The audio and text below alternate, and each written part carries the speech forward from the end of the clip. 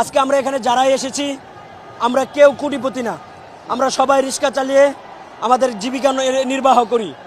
আজকে পেটের দায়ে ফ্যামিলির ভরণ পোষণের কারণে আমরা অনেক শিক্ষিত ছাত্র সমাজ আজকে রিক্সা চালাই।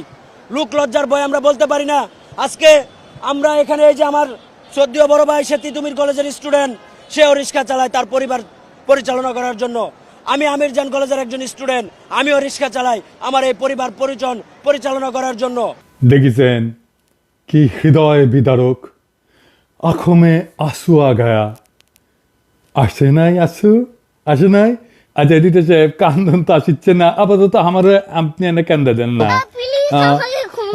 হচ্ছে হারাম জাদা রিক্সাওয়ালা সাজিছু, তোর রিক্সা তোর পুচ্ছে দিয়ে হান্দাই দিমু। এর নাম আশরাফুল খান। এই যে দেখেন, ছাত্রলীগের খিলক্ষেত 43 নাম্বার ওয়ার্ড শাখার সহসভাপতি, যার নাই কোনো গতি সে হয় সহসভাপতি।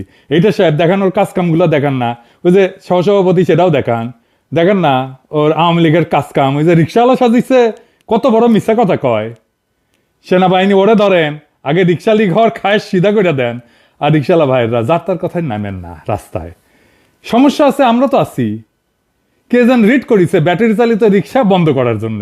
প্রধান বিচারপতি, এটা আপনারে কইতেছি, এইসব রিট পিট যেন গ্রহণ করা না হয়। এই সমস্ত দরিদ্র বিরোধী পদক্ষেপ শুরুতেই বন্ধ করে দাও।